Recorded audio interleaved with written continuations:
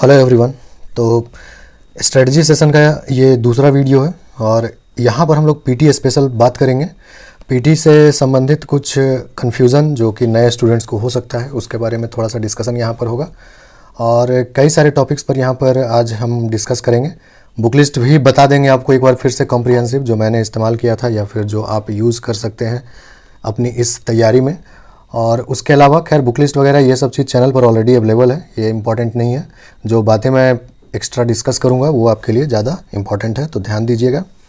तो PT specific इस session को स्टार्ट करने से पहले कुछ बातें मैं आप लोगों को क्लियरली समझा देना चाहता हूँ जो कि पीटी में आपके काम आएंगे।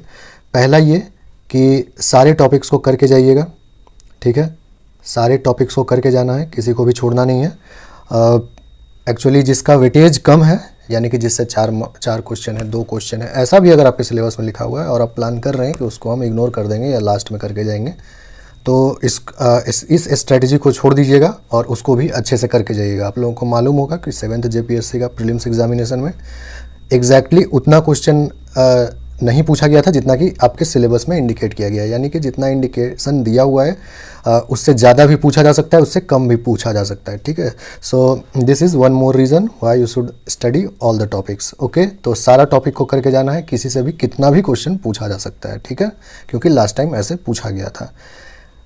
सेकेंड बात कि करेंट अफेयर्स को अच्छे से करना है। करेंट अफेयर्स से लास्ट टाइम बहुत कम क्वेश्चन पूछा गया था, इसका मतलब ये नहीं कि फिर से कम क्वेश्चन पूछा जाएगा, ठीक है। अनावश्यक के बहलावे में नहीं आना है और करेंट अफेयर्स को अच्छे से करके जाना है। करेंट अफेयर्स अगर ऑन ए गुड डे अगर उसका मूड हुआ तो आपको जो सेक्शन एच है आपका पेपर 1 में, वहाँ भी सारा करेंट अफेयर्स और जो 15 क्वेश्चन ऑलरेडी करेंट अफेयर्स का एक डेडिकेटेड जो पोर्शन है सिलेबस में, वहाँ भी 15 क्वेश्चन, यानी कह लीजिए कि आप 30 से ज़्यादा क्वेश्चन आपको संभव था वहाँ से पूछा जा सकता है करंट अफेयर से, ठीक है। अगर उसका करंट अफेयर्स के ऊपर इम्फेसिस रहा तो, ठीक है।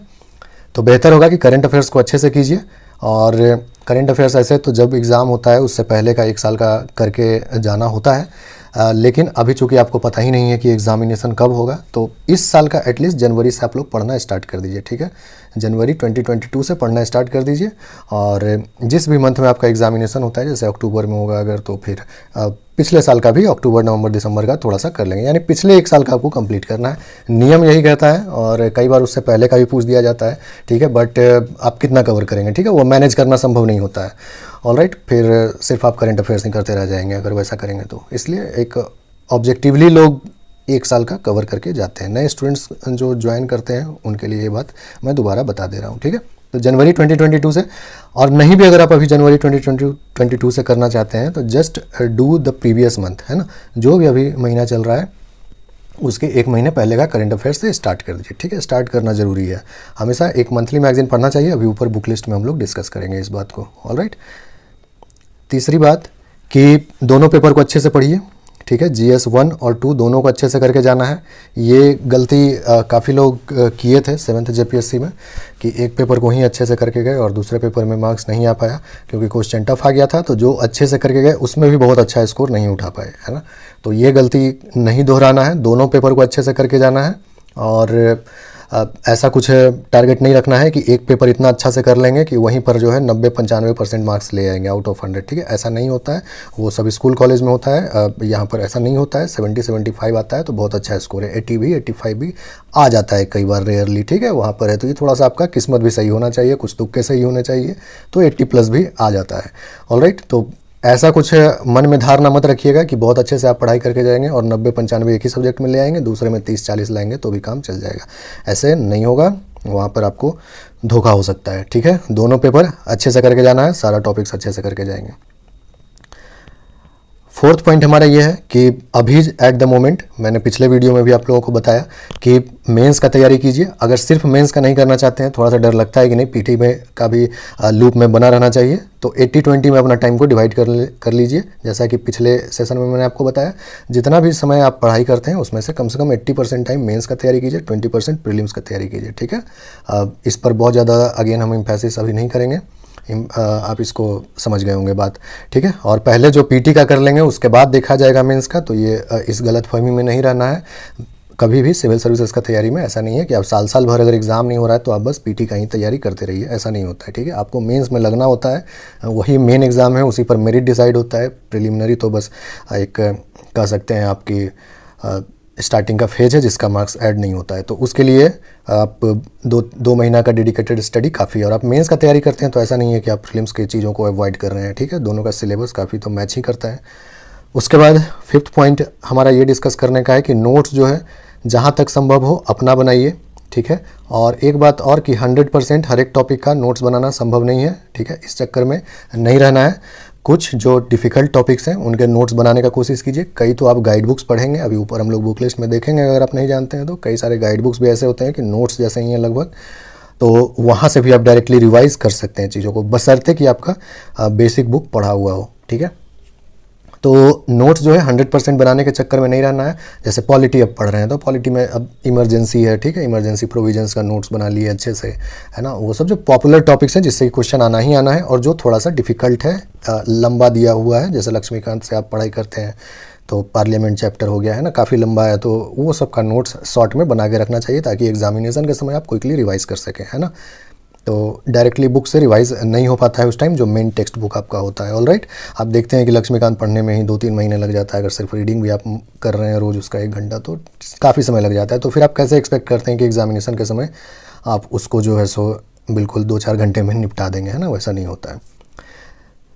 और नेक्स्ट बात यहाँ पर जो मैं डिस्कस करना वाला हूँ वो है कि कोई भी चीज़ जो आपके बेसिक टेक्स्ट बुक में नहीं मिलता है उसको एक बार दूसरे वेबसाइट्स पर ज़रूर चेक कीजिए।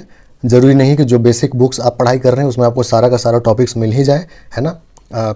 स्कूलों में सिलेबस होता है और उसका एक बुक होता है जो कि उस सिलेबस के अकॉर्डिंग ही बनाया हुआ होता है, या फिर उन बुक्स के अकॉर्डिंग ही सिलेबस प्रिपेयर किया जाता है, ठीक है। यहाँ सिविल सर्विसेज के एग्ज़ाम में सिर्फ सिलेबस होता है, ठीक है, उसको हम कुछ रेफरेंस बुक्स का मदद से कवर करने का कोशिश करते हैं। तो संभवतः कुछ टॉपिक नहीं भी आपको मिल सकता है, जो किताबें मैं सजेस्ट करता हूँ, या फिर आप भी जो किताबें पढ़ते होंगे कई बार ऐसा होता है कि उसमें वो पार्टिकुलर टॉपिक नहीं मिलता है, तो उसके लिए परेशान नहीं होना है, ठीक है। कई सारा वेबसाइट है, जैसे NIOS पर जाकर आप देख सकते हैं चीज़ों को, है ना, ई ज्ञान कोश पर जाकर देख सकते हैं। तो पहले जो है एक बार ऑनलाइन आप चेक कीजिए, कोई भी टॉपिक को लिखिए, उसके बगल में NIOS डाल दीजिए, NIOS पे अच्छे से एक्सप्लेन किया रहता है चीज़ों को, है ना।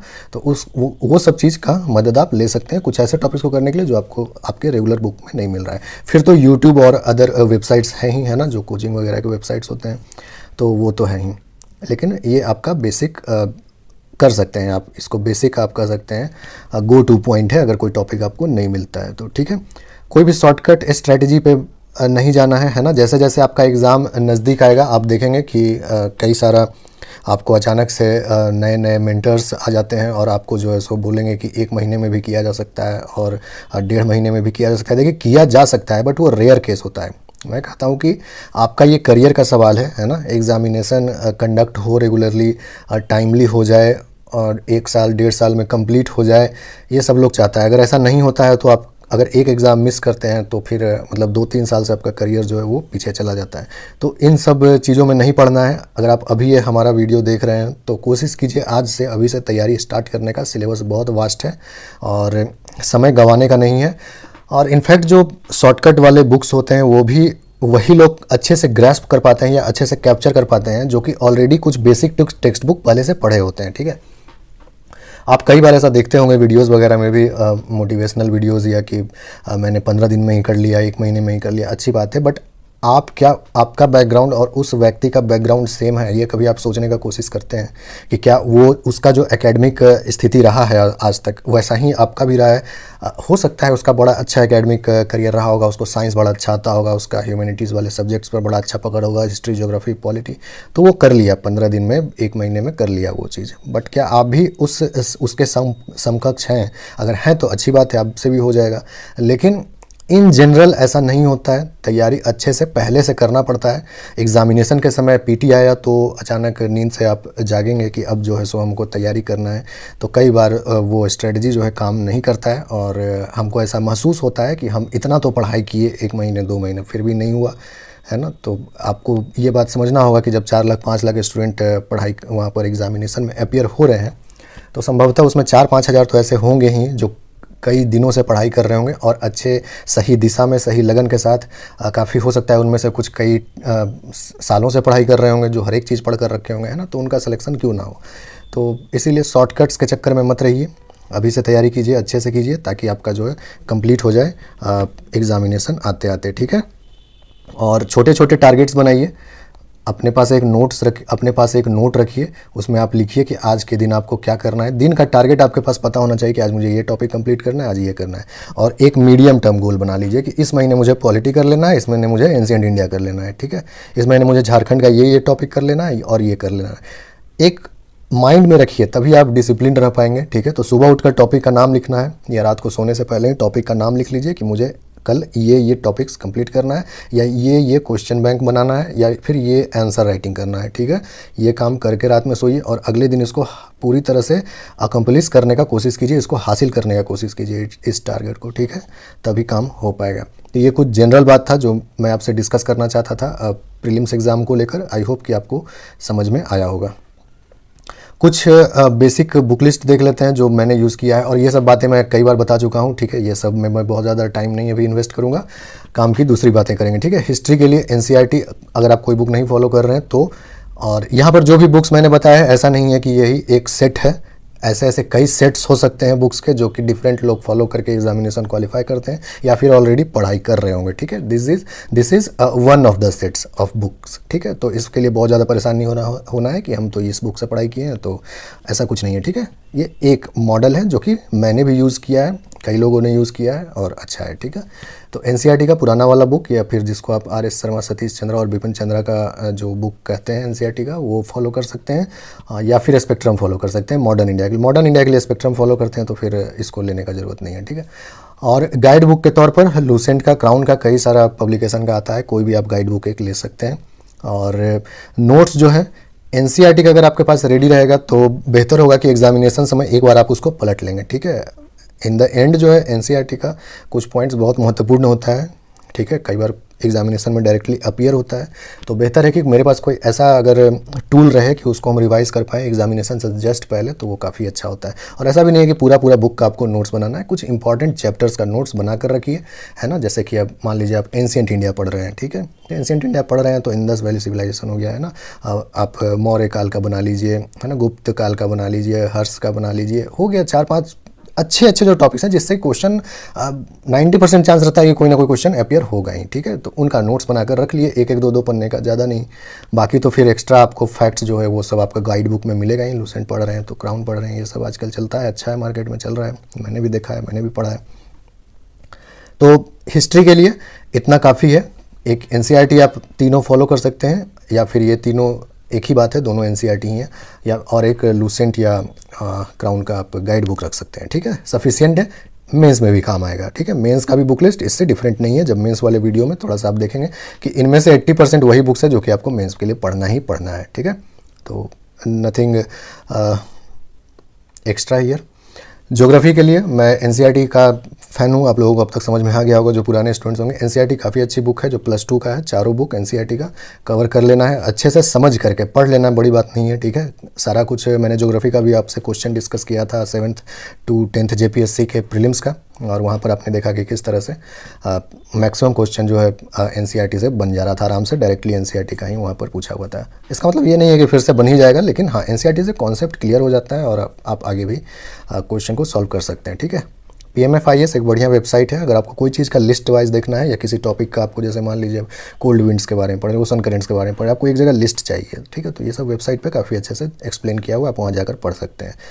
और बाकी जो माजिद हुसैन का या DR कुल्हड़ का बुक पढ़ रहे हैं तो पढ़िए, वो सब ठीक है, अच्छी बुक है ना। फिर आपको ये सब ऐसा नहीं है कि बहुत ज़्यादा टाइम आप पहले एनसीईआरटी में इन्वेस्ट कर रहे हैं उसके बाद माजिद हुसैन ले रहे हैं, मेरे ख्याल से इतना इंपॉर्टेंट नहीं है, ठीक है। अगर आप माजिद हुसैन पढ़ रहे हैं या DR कुल्हड़ वगैरह पढ़ रहे हैं तो बस उसी को पढ़िए, अच्छे से पढ़िए, ठीक है। ये सब तो मेंस में भी आपको एनीवे यूज़ करना ही पड़ेगा क्योंकि कुछ टॉपिक्स में एनसीईआरटी सफिशिएंट नहीं हो पाता है।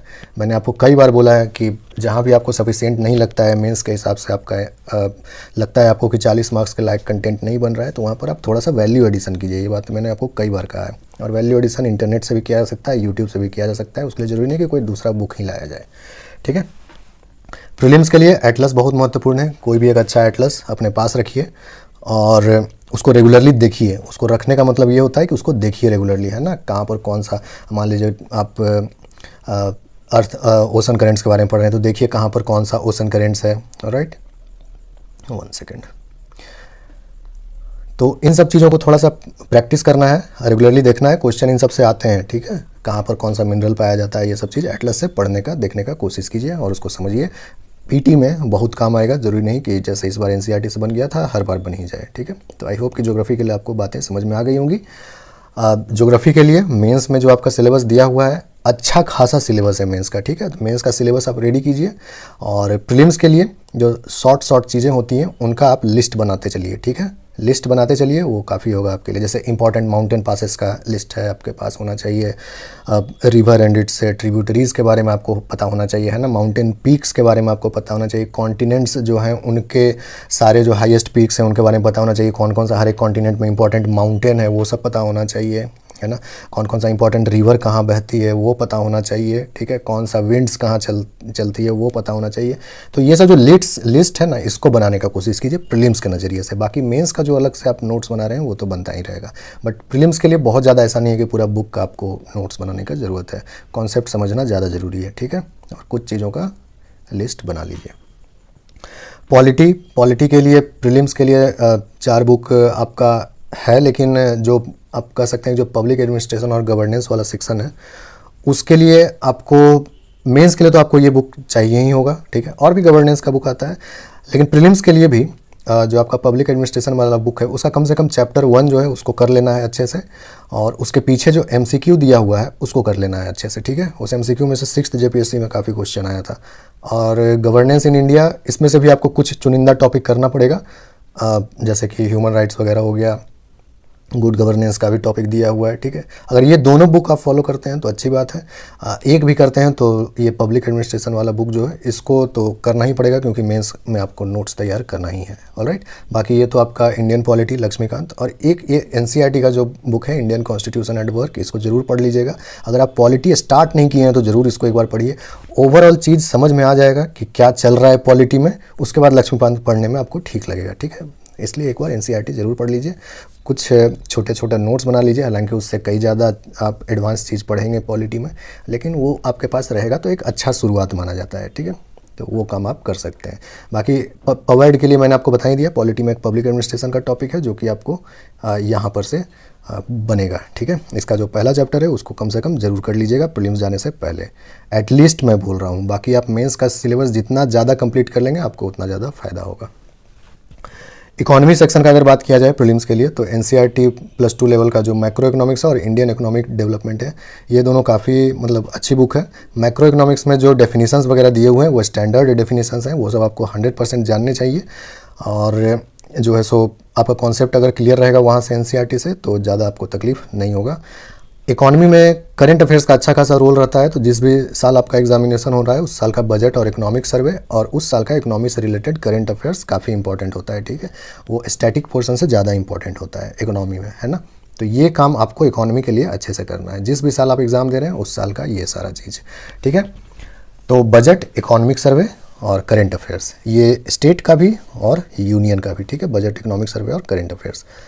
उसके अलावा रेफरेंस बुक के तौर पर आप रमेश सिंह, नितिन सिंघानिया, इन सब बुक्स का यूज़ कर सकते हैं, अच्छी बुक्स हैं ये सब, और इन सब बुक्स को आप एज रेफरेंस ही यूज़ कीजिए जैसे आपको कहीं पर अगर महसूस होता है ज़रूरत तो, क्योंकि अगर जहाँ तक बात है प्रीलिम्स एग्जामिनेशन का ही सिर्फ अगर बात किया जाए तो यहाँ भी आप वो गाइड बुक्स यूज़ कर सकते हैं, ठीक है, एग्जामिनेशन से पहले, जैसे लूसेंट या क्राउन वगैरह का जो बुक आता है वो सब आप यूज़ कर सकते हैं। छोटा छोटा कुछ कुछ फैक्ट्स होता है जो प्रीलिम्स एग्जामिनेशन में पूछा जाता है, वो सब आपको NCERT वगैरह में उतना नहीं मिलेगा, है ना, तो वहाँ से आपको पढ़ना पड़ सकता है। बाकी ये सब रेफरेंस बुक है, मेंस के लिए आप पढ़ाई करेंगे ही तो ये तो रहेगा ही साइड में, ठीक है। किसी टॉपिक में अगर विशेष चीज़ आपको थोड़ा सा जानने का इच्छा है तो आप यहाँ से पढ़ सकते हैं PT के नज़रिए से, ठीक है, नहीं तो बहुत ज़्यादा उतना रोल नहीं रह जाता है प्रीलिम्स के लिए, ठीक है।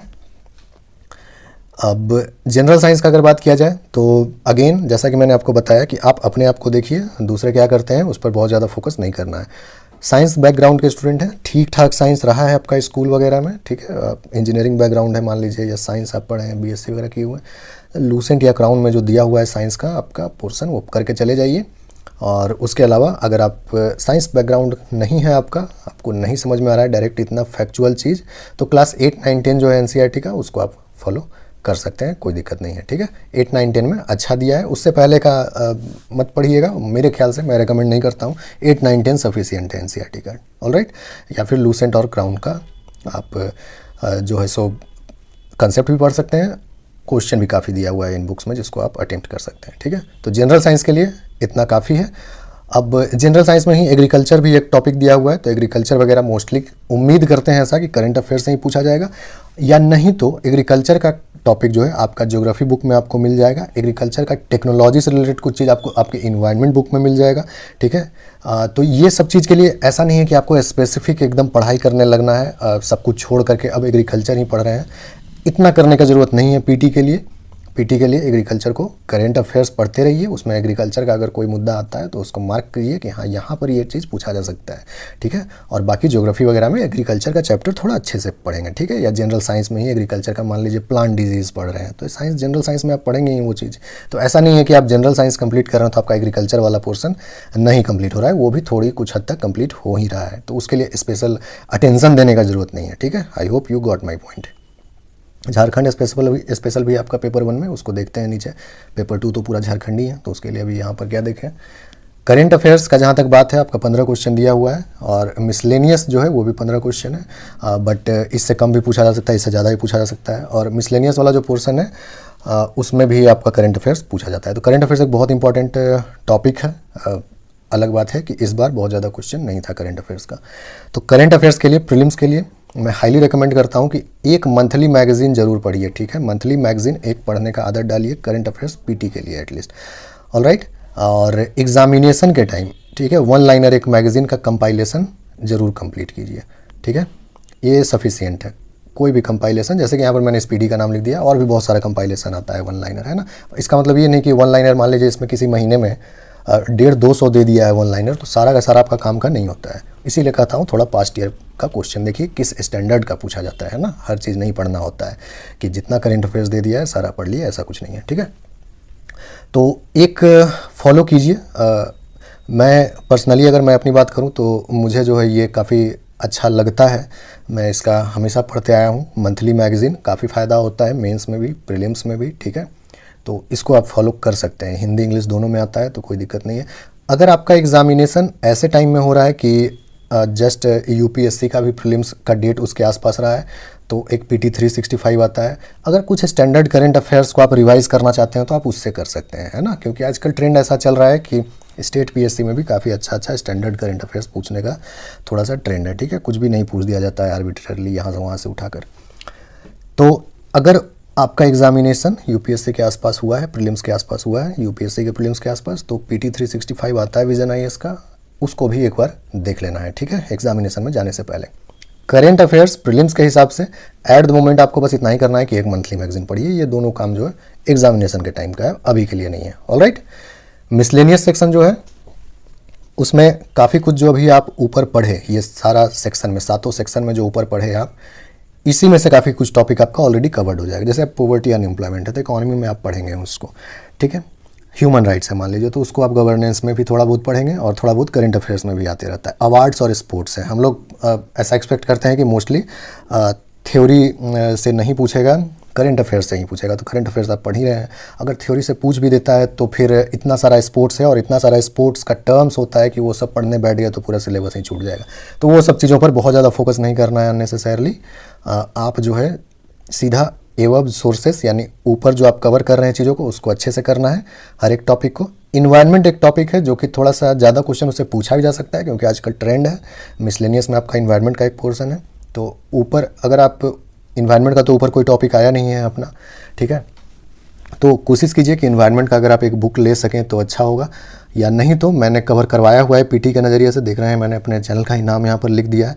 मैंने ये पूरा सेक्शन H एक प्लेलिस्ट बनाया हुआ है, वहाँ से आप नोट्स बना सकते हैं। इसको मैंने आपको कहा है कि एग्जामिनेशन जब भी आएगा मैं इसको अपडेट कर दूंगा। वो अपडेट तभी आपके काम आएगा जब आपके पास ऑलरेडी नोट्स बना हुआ रहेगा। अपडेट यानी कि जो भी करंट अफेयर्स रिलेटेड एस्पेक्ट होगा सेक्शन एच में, ठीक है। तो आप यहाँ पर फॉलो कर सकते हैं। मैंने स्पोर्ट्स और अवार्ड्स को छोड़कर, जो कि संभवतः करंट अफेयर्स का पूछा जाएगा, उसको छोड़कर मैंने सारा टॉपिक कवर कराया हुआ है आपको यहाँ पर, ठीक है। तो आप हमारे चैनल पर भी इससे नोट्स बना सकते हैं, मिसलेनियस पूरा सेक्शन। और करंट अफेयर्स का विशेष रोल है, जो कि आप यहाँ पर करंट अफेयर्स करेंगे ही, तो उसके लिए कोई विशेष चिंता करना नहीं है अलग से। तो मेरे ख्याल से आपको समझ में आ गया होगा जीएस पेपर 1 का हिसाब किताब पीटी के नज़रिए से, ठीक है। कोई दूसरी बात नहीं, इसको एकदम मिसगाइड नहीं होना है। ये पीटी के लिए स्पेसिफिकली मैंने आपको अभी बताया है कि क्या कुछ आप मिनिमम है जो आपको करना चाहिए। पेपर 2 का अगर बात किया जाए, झारखंड जो स्पेशल जो आपका पेपर है, तो देखिए मैंने पर्सनली इन दोनों बुक्स को पढ़ा है, ठीक है। ये सब हिंदी इंग्लिश वाला हमारे साथ कंप्लेन नहीं है कि वो बुक हिंदी में है वो इंग्लिश में है। अगर अच्छी बुक है तो मैं पढ़ूंगा, उतना हिंदी इंग्लिश हो जाता है मैनेज, ठीक है। और अगर अच्छी बुक है तो उसको पढ़ने में कोई प्रॉब्लम नहीं है। जैसे उड़ान पब्लिकेशन वाली जो बुक है, अच्छी बुक है, उसको पढ़िए आप, ठीक है। आप इंग्लिश मीडियम के हैं तब भी पढ़िए इसको। बाकी ये मनीष रंजन सर की बुक तो है, वो तो हिंदी इंग्लिश दोनों में है आई सपोज़। तो मैंने इन दोनों बुक को मिलाकर पढ़ा था। और कोई भी टॉपिक पढ़ा तो जैसे एक बुक को मैंने बेस बना लिया और दूसरे बुक में उसी टॉपिक का रीडिंग किया। रीडिंग करने के बाद अगर कुछ एक्स्ट्रा पॉइंट मिल गया तो अपने पहले वाले बुक में ही उसको ऐड कर लिया, ठीक है। पेन से लिख दिया वहाँ पर कि हाँ ये भी एक पॉइंट है इंपॉर्टेंट। तो इस तरह से मैंने झारखंड का सारा टॉपिक कवर किया था, ठीक है। झारखंड का बजट इकोनॉमिक सर्वे जरूर कीजिएगा। इकोनॉमिक सर्वे धीरे धीरे मैं आपको करा रहा हूँ, उम्मीद है वो सब हो जाएगा। उसके लिए बहुत ज़्यादा आपको परेशान होने की जरूरत नहीं है। मेंस पीटी दोनों के लिए बजट का भी वीडियोस बना हुआ है काफ़ी सारा, यूट्यूब पे आप देख कर पढ़ सकते हैं। नहीं तो आप अपने से भी बजट का डॉक्यूमेंट डाउनलोड कर सकते हैं फाइनेंस डिपार्टमेंट के वेबसाइट से। करंट अफेयर्स का कंपाइलेशन एग्जामिनेशन का टाइम आ जाता है काफ़ी सारा, तो इसके लिए ये सब चीज़ों के लिए जो है सो देखिए मेरा पर्सनल ओपिनियन है कि डेली आपको टाइम इन्वेस्ट करने की जरूरत नहीं है कि रोज़ बैठकर झारखंड का 10-15 करंट अफेयर्स बैठकर देख रहे हैं या उसके लिए बहुत चिंतित हो रहे हैं, ठीक है। पहली बात तो कि सिलेबस में भी बहुत ज़्यादा वेटेज नहीं है इसका। हाँ वेटेज नहीं है लेकिन पूछा जा सकता है, ऐसा मैं नहीं कह रहा हूँ कि वेटेज नहीं है तो नहीं पूछेगा, लेकिन कंपाइलेशन वगैरह आ जाता है एग्जामिनेशन के समय, ठीक है। और इस बीच आप दूसरे भी एग्ज़ाम्स देते हैं तो अननेसेसरी जो है कन्फ्यूज़न बढ़ेगा आपका। जैसे मान लीजिए आप बिहार को भी अगर टारगेट कर रहे हैं, बीपीएससी वगैरह को, तो अगर आप यहाँ का करंट अफेयर्स रेगुलरली पढ़ते रहेंगे तो फिर थोड़ा सा कन्फ्यूज़न बढ़ने लगता है। एक साथ जो है मल्टीटास्किंग वो करना पड़ता है। इसलिए मेरा ख्याल है यही है कि इसको एग्जामिनेशन के लिए ही छोड़ दीजिए। एग्जामिनेशन के टाइम कंपाइलेशन आता है कई सारा, 1-2 कंपाइलेशन पढ़ लिए, आपका करंट अफेयर्स कवर्ड है, ठीक है। वहाँ पर भी सारा कुछ नहीं पढ़ना होता है, वो लोग सब कुछ ऐड कर देते हैं ताकि बाद में आराम से जो है सो कह सके कि सारा क्वेश्चन हमारे ही कंपाइलेशन से था, लेकिन आपके काम का सारा नहीं रहता है वहाँ पर, ठीक है। उसमें से भी आप छाँट छाँट कर पढ़ेंगे तो आराम से आपका कवर हो जाएगा। कम से कम 2 मैगजीन तो आप आराम से कवर कर लीजिएगा, ठीक है। तो इसके लिए अभी टेंशन नहीं लेना है मेरे ओपिनियन में। और दूसरी बात कि इंटरनेट का इस्तेमाल करना है। जहाँ भी झारखंड का मटेरियल आपको कम लगता है पीटी के नज़रिए से, इंटरनेट यूज़ कीजिए, ठीक है। हर चीज़ के लिए ज़रूरी नहीं कि हम दूसरा कोई बुक ही उठा कर ले आए या फिर परेशान होने लगे कि अरे ये क्वेश्चन कहाँ से पूछ दिया था। पिछली बार क्वेश्चन थोड़ा सा टफ आया था और ये नहीं सोचना है कि टफ क्वेश्चन के अगर नहीं बना तो एग्जामिनेशन नहीं होगा, ठीक है। मैंने आपको पिछले वीडियो में ये बात एक्सप्लेन किया है, नहीं देखे हैं तो देखिए जाकर एक बार। ईजी और मॉडरेट क्वेश्चन सफिशिएंट है आपको एग्जामिनेशन निकलवाने के लिए। क्वेश्चन प्रैक्टिस कहाँ से करें, तो objective Jharkhand plethora of knowledge by Tanveer Kausar अच्छी बुक है, इसको आप ले लीजिए। येलो कलर का ये बुक आया था लास्ट टाइम, अगर है बुक आपके पास तो अच्छी बात है, नहीं है तो इसको बनाइए। इसमें सारा पास्ट ईयर का झारखंड का, ना सिर्फ पब्लिक सर्विस कमीशन का, दूसरा एग्जामिनेशन भी जो झारखंड में हुआ है उसका भी क्वेश्चन वगैरह यहाँ पर दिया हुआ है, ठीक है। और चैप्टर वाइज भी कुछ क्वेश्चन है जहाँ तक मुझे याद आ रहा है, ठीक है। तो ये बहुत अच्छी बुक है, इससे आप प्रैक्टिस कीजिए। घटना चक्र बनाइए पेपर 1 के लिए, पेपर 2 के लिए, ये पेपर 1 के लिए। कम से कम ये देखिए, ये प्रायोरिटी वाइज मैंने आपको लिखा हुआ है। हिस्ट्री का जरूर बना लीजिए घटना चक्र, उसके बाद जनरल साइंस कोशिश कीजिए, फिर पॉलिटी, फिर ज्योग्राफी, ठीक है। एटलीस्ट ये 4 आपको कर लेना है। तो ऑब्जेक्टिव यहाँ से आप प्रैक्टिस कर सकते हैं। बहुत सारा पब्लिकेशन का ऑब्जेक्टिव बुक्स भी आता है। जैसे मान लीजिए आपको खूब प्रैक्टिस करने का अगर इच्छा है कि आपका सिलेबस कंप्लीट हो गया है, आप चाहते हैं रिवीजन के लिए आप प्रैक्टिस करना चाहते हैं, है ना, तो कई सारा बुक्स आता है। जैसे दिशा वगैरह का बुक आता है ना, जिसमें 10,000 MCQ या ये सब चीज़ रहता है। तो पेपर 1 के लिए वो सब भी आप कर सकते हैं। और जहाँ तक पेपर 2 का प्रैक्टिस का बात है, तो मुझे जो है सो काफ़ी त्रुटि लगा था, ठीक है, काफ़ी मिस्टेक्स लगा था लास्ट टाइम जब इसका प्रैक्टिस पेपर वगैरह, इसलिए बताने से कोई फ़ायदा नहीं है। अगर कोई अच्छा आएगा तो मैं आपको रेकमेंड कर दूंगा, बट मुझे जो है कुछ मैंने देखा था लास्ट टाइम जिसमें काफ़ी त्रुटि था, ठीक है, काफ़ी मिस्टेक्स था। तो मुझे अभी वो पेपर 2 के लिए कोई ऑब्जेक्टिव मैं अभी रिकमेंड नहीं कर पाऊँगा आपको, ठीक है। इसको आप बनाइए, जितना बार बनाइएगा उतना अच्छा रहेगा। पास्ट ईयर क्वेश्चन से बढ़िया कोई नहीं है। तो आई होप कि क्वेश्चन प्रैक्टिस का आपका कन्फ्यूजन क्लियर हो गया होगा। टेस्ट सीरीज का जहाँ तक बात है तो 8 से 10 टेस्ट काफ़ी है प्रैक्टिस करने के लिए। जैसा कि मैंने पिछले वीडियो में भी आपको बताया था, 2 घंटे टेस्ट दीजिए तो कम से कम 4 घंटे उसका एनालिसिस कीजिए, ठीक है। 4 घंटे बैठकर आपको पता होना चाहिए कि आप मान लीजिए 100 में से 70 ले आए और खूब खुशी से आप उछल पड़े। एक बार देखिए कि क्या ज़्यादा क्वेश्चन आपको तुक्का तो नहीं मारना पड़ा था वहाँ पर, है ना। देखिए कि कौन सा आसान क्वेश्चन था जो बन सकता था लेकिन आप गलत कर दिए। इसको कहते हैं एनालिसिस करना, ठीक है, ताकि मेन टाइम में जो है आपको खुशी मनाने का मौका मिल सके। अगर आप ये सब टेस्ट सीरीज़ वगैरह में ही खुश होने लगेंगे अपने अच्छे मार्क्स से और ओवर कॉन्फिडेंट हो जाएंगे तो फिर नुकसान होगा आपको। एग्जामिनेशन से 15-20 दिन पहले टेस्ट वेस्ट देना छोड़ देना है। उससे पहले ही आपका 8-10 टेस्ट कंप्लीट होना चाहिए अगर देना चाहते हैं तो, ठीक है।